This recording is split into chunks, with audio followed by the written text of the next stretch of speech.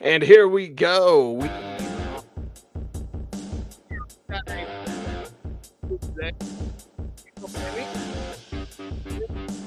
Of course, Mase traveling, but I got some information from Mase that I want to share today on the program here with you as we game plan this thing for the Denver Broncos coming up against the Philadelphia Eagles. Can they win? Will they win? How do they win? How do they put up the best fight? It's time to go over all that and more on Orange and Blue today. It's going to be a big one. It's going to be a tough one. And yes, much to the players' chagrin, this is what we call a measuring stick game. How do the Broncos measure up? I can't wait to find out. How do the Eagles measure up on the flip side? A team that is undefeated but wins ugly and also is about middle of the pack and a lot of statistics defensively. How can that Broncos offense have success? How can the Broncos defense stop what the Eagles love to do best? And we all know that is the tush. Push. It is Saturday, Orange and Blue today. Welcome in, everyone. And I look at this game with the Denver Broncos, not as a house money type of game, but there's not many people outside of the Rocky Mountain Mile High region that expect the Denver Broncos to win this thing. So that's a perfect time to go win this thing. And of course, look forward to the Broncos being 3-2 after 5, which is what I had their record as. Of course, I had them losing this game. So we'll see if they can turn it around because I didn't have them losing to the Indianapolis Colts. But here we are, and we're ready to talk about what this Broncos team can do. Now, if we look first and foremost at the Eagles offense, we're going to start on that side. I want to go over some numbers for the Broncos defense, which are absolutely outstanding. Total defense, the Denver Broncos in this league this season, they're a team that they have a bend but don't break defense, right? Well, they don't bend that much. Number 8 and 285.3 defensive yards averaged against. So, okay, top 10 unit when it comes to total defense. That's where the Denver Broncos are. As far as passing defense, they're number 8 again in this league, 186 yards, only 2 passing touchdowns allowed. Now we know the Eagles will want to win ugly. They'll likely want to win on the ground with Jalen Hurts and Saquon Barkley, but Dallas Goedert over the middle is going to be a problem for the Broncos defense with Alex Singleton struggling in coverage. And then they've got Devonta Smith against Riley Moss. That one's going to be an interesting to watch, a matchup to watch because of the Slim Reaper. And then Riley Moss having a better than some people want to admit season. At times, I feel like Mason and I are the only Riley Moss defenders, but the advanced data backs it up in terms of he's targeted a lot. He doesn't give up a lot of space and really hasn't given up a lot of catches or yards. It's just he's opposite of Pat Surtain. He's going to get a lot of work there. Now, rushing defense, Broncos actually not 8th, they're 11th, allow 99 rushing yards per game. Couple of rushing touchdowns there allowed as well. Scoring defense, the Broncos points allowed 16.8. So, yeah, you look at that, you go, okay, Broncos are going to stuff the run. They're going to not allow you to score that much. And in the red zone, the number 1 team in the NFL is the Denver Broncos. Red zone defense, 25%. Defensive red zone touchdown rate of 25%. Now the Eagles are number 3 at 36%. So we'll talk about that when we talk Broncos offense. Third downs, got to get them off the field. Broncos tied for number 2, 32.7%. So you like seeing that. So Broncos defense, they've got a challenge. They've got a few players, and they've got a Super Bowl MVP quarterback that they need to slow down in Jalen Hurts, who to this point of the season, just like last year, except for the Super Bowl, doesn't pass to the middle of the field. I believe it's 3 passes to the middle of the field over the first 4 games for Jalen Hurts. Guess what's he's going to have against the Denver Broncos? Probably 3 passes in the middle of the field on the first drive.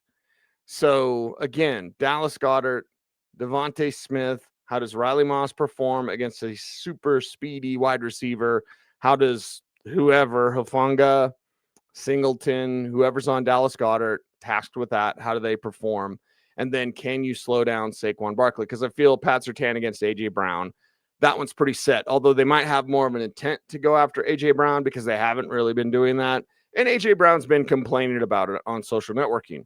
Pat Surtain was asked about that on Thursday, and he's like, yeah, I don't really pay attention to that stuff. I kind of pay attention, whatever. It was a little cutesy with his answer.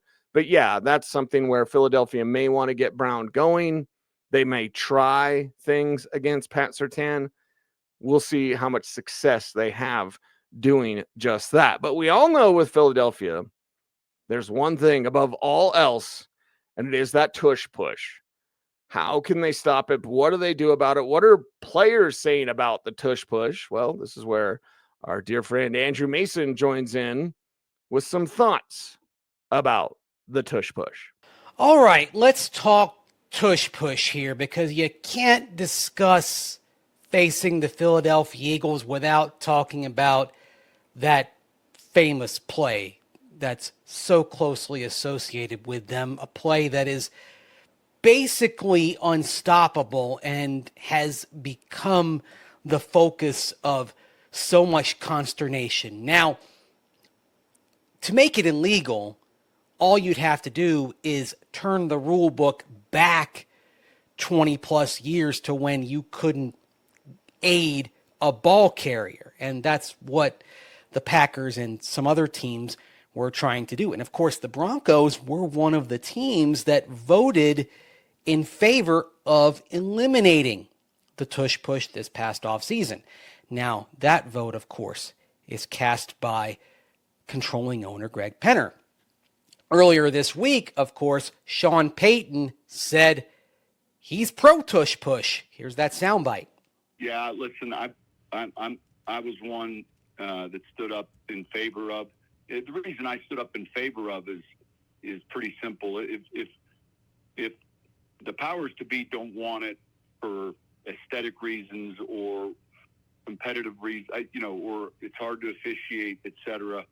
But I've been involved in those meetings for a long time, and when all of a sudden health and safety was pulled into that, which might be the safest play in football, my bull nose kind of went up.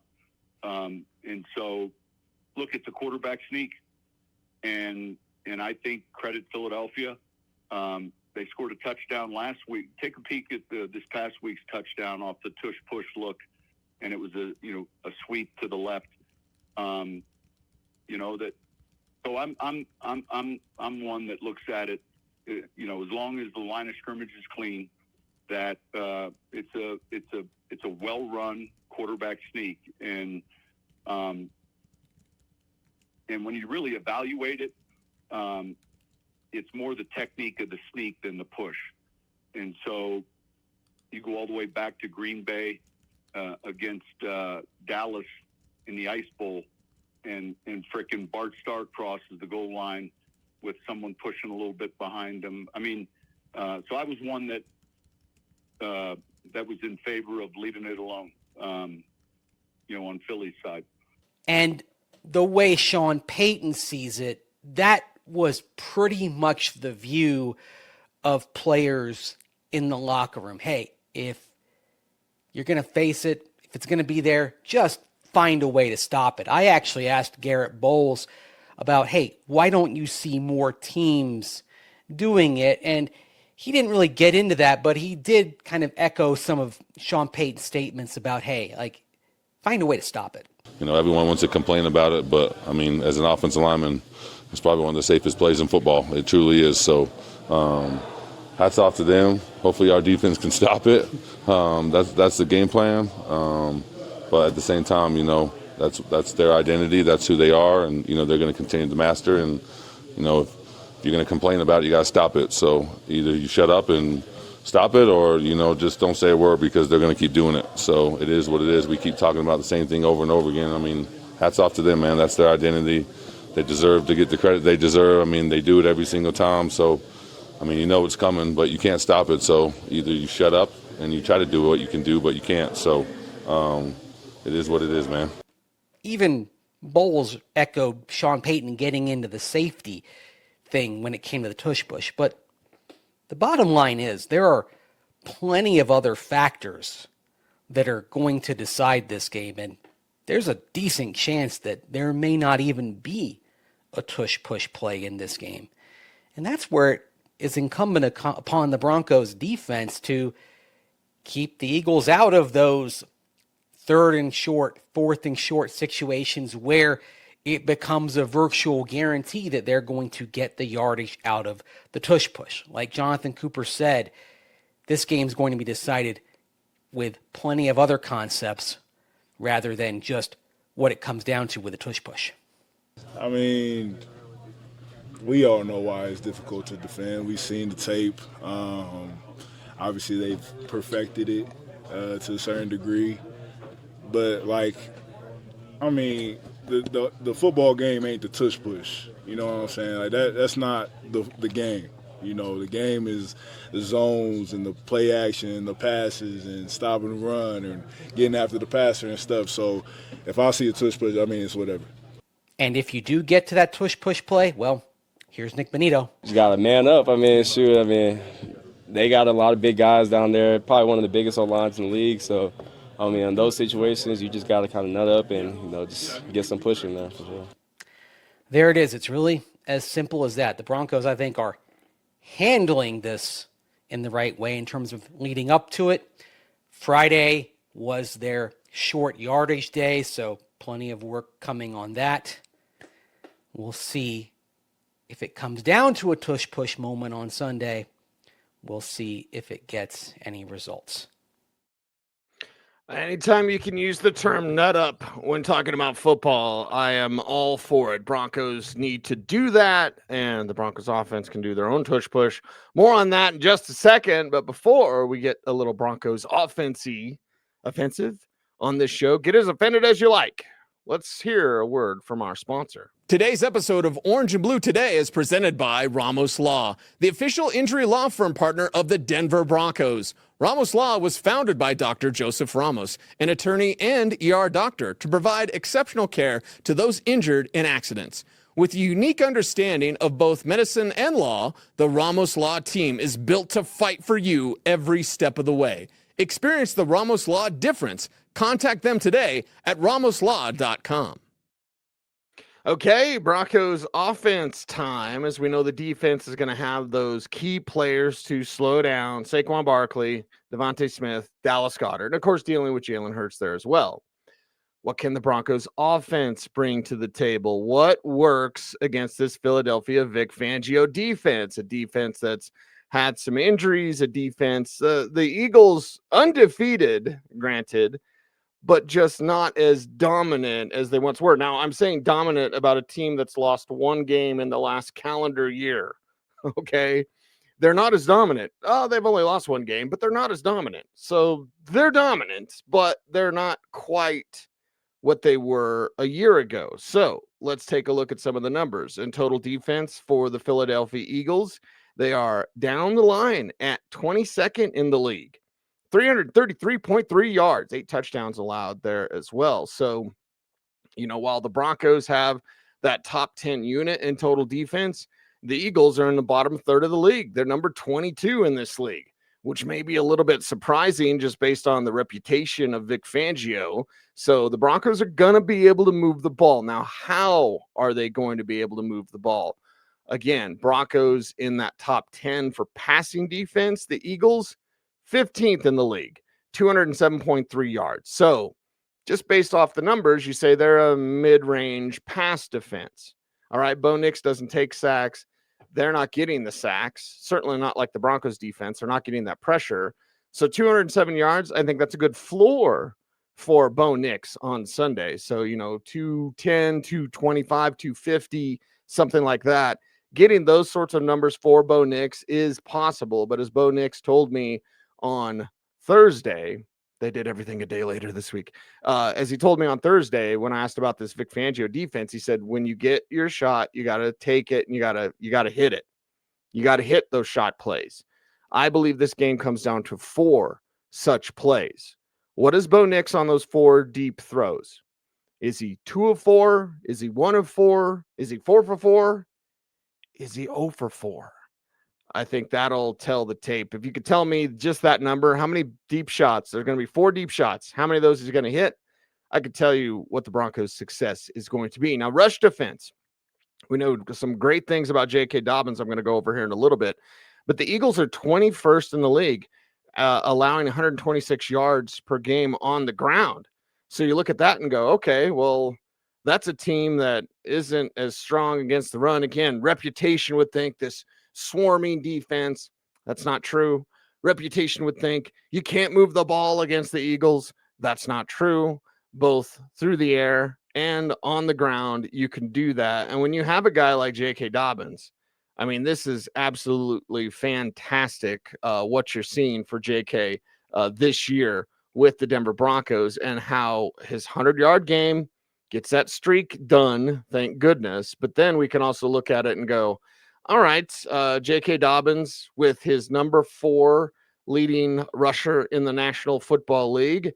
How about we do a little bit more of that, right? How about some more resolute plays from Sean Payton? This is the key here, being resolute that if it's not working, you still stick with it. By the way, Dobbins rankings, this is from my buddy Tyler Gorse, who, of course, plays for the Broncos. He works for the Broncos as, what's his title? Senior Coordinator of Football Communications. Really, really good dude. He put this out on Twitter a couple of days ago.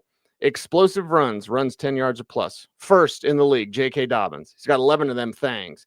Explosive run percentage, minimum 50 attempts. First, 19.3%. 19, almost 20%. Just round it up. 20% of J.K. Dobbins' runs are an explosive run. What if they're not against Philadelphia? What if Vic Fangio says, we're going to take every day, we're going to take that away, and we're going to force Bo Nix to beat you? Can Bo Nix beat you? More on that in a little bit. But J.K. Dobbins, will Sean Payton be resolute if things aren't going as well for Dobbins? You still got to stick with it and stay with the rushing attack. Rushing average, second in the league, 5.7 a carry. You'll love to see that. Rushing first down percentage, minimum 50 attempts, third in the league. 28.1% of his carries have picked up a rushing first down. And then rushing yards, as I've said, fourth in this league with 323 yards. So J.K. Dobbins, based on what the Eagles have done statistically, based on how Dobbins is beginning this season, you can run the ball on this team. Can you get a tush push on the Eagles? That's what I want to see for the Denver Broncos, and I believe you can. I believe you can see that and have success there. And in fact, in my mile high moment, I predicted one play for the Broncos on Sunday, and that is a Bo Nix touchdown tush push. I'd love to see the Broncos kind of use that, kung fu, use your own momentum against you, like that sort of thing. Use their specialty against them, see if they can stop it. The Broncos, I have a feeling, might have been practicing that. That's just a guess, but I'd love to see it for this team to get out there. And RJ Harvey, of course, if I'm going to talk about the ground game, it's not just all JK, it's not just a Bo Nix tush push, but it is getting more of RJ Harvey involved as well. I would love to see 20 carries. I'm not going to get it, but 16 carries for JK again. Just give me that 16 number. I won't say a thing. Get me to 16 carries for Dobbins. Again, want more. Sean Payton probably not going to get more. Get me to 16. And then with RJ Harvey, hell, I'd like another 16 carries.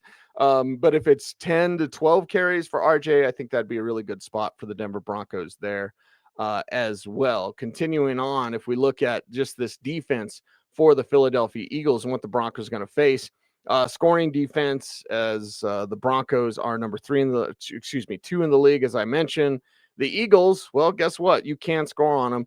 15th in the league, though, middle of the pack, 22 points. So 22 points, couple hundred yards, passing, couple hundred yards, rushing. So rush defense for the Eagles, 126. So 200 and some on the air, 126 on the ground. All right, what about red zone? This is where things get tough. This is why I'm saying score outside the red zone, except for the tush push, which a tush push touchdown from Bo Nix would be fantastic. But when you get to the red zone, the Eagles, 3 in the league. Number 3, Broncos are number 1, 25%. Eagles at 36.4%. Shows you how outstanding the Broncos red zone defense is. defensive red zone touchdown rate, 25% for the Broncos at number 1. Eagles, number 3, 36.4. So you're going to get there, and you're not going to score as much as others. Now, you say red zone, third down, they're middle of the pack, 14, so just slightly above middle of the pack, 37% defensive average third down rate. The Broncos, again, number 2 at 32.7%. So you can see that 5% difference there. So the Broncos in this challenge, it'll have to be led by the ground game. We'd all like to see more Evan Ingram. If and when that's ever going to happen, we'll see how that continues to get worked in. More Marvin Mims is the key. That's a playmaker. You want to get him to touch the ball anytime you can, see what he can do with it. And then, of course, Troy Franklin cut down the drops. A little nervous last week about the drops from Troy Franklin. Cortland Sutton, do your thing. A little more Pat Bryant would be awesome there as well. The Broncos have the receiving weapons to move the ball against Vic Fangio's defense. But what do we know about Vic Fangio's defense?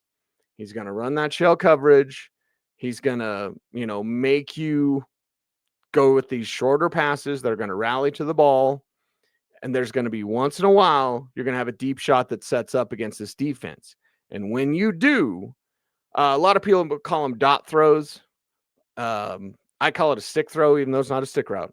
But I call it a stick throw. Bo Nix did 3 of them things last week against Cincinnati. This ain't Cincinnati. But he's going to have more of those stick throws, those dot throws, when he's throwing over the corner in front of the safety and making a tight window on time, on rhythm throw. Bo Nix needs that rhythm. I think that's provided from the ground game, kind of settle things down, get this offense humming, and then take those shots, hit those shots. It's not going to happen that often. But when it comes open, you've got to hit that shot if you are one Bo Nix. What are the Broncos doing this week? Drop it in the comments section down below and let us know. What's your prediction for the Denver Broncos? Are they winning this thing? Is it going to be tight? Is it going to be a blowout? I know my man Josh Dover's talking about like 27 points. I don't see that. I see this as a tight score, 1-score game. Shocking. The NFL is going to have another 1-score game. That's what they all are. So get your popcorn ready and buckle up. Remember, this is an early one here in the Mountain Time Zone, so get prepared for that. It is Orange Blue today. We're building our Denver Sports YouTube channel. We appreciate everyone for helping along in those efforts. And how can you do that? Like, comment, share, subscribe, hit the notification bell so that you never miss a vid. Mase and I really, really appreciate you as we work towards 21,000 subscribers. And like I've often said, I want 100. I want that plaque. I don't know if they're going to let me keep it, but I want that plaque. I want that YouTube plaque. So, yeah, get us to 100,000 subscribers. We're only 80,000 away, but come on. Broncos country, spread the word. Tell everybody about Orange and Blue today, and we appreciate you for that. From my man Andrew Mason, who is traveling to Philadelphia, and, of course, he'll be in London. He'll be everywhere the Broncos are.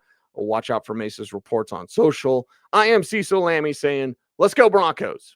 Stay tuned. And stay frosty. For over 20 years, my family, like so many of you, has proudly been part of Broncos country. Every season, we feel the energy, passion, and commitment that defines this team. And now we are honored to be the official injury law firm partner of the Denver Broncos. Ramos Law. What makes us different makes us better.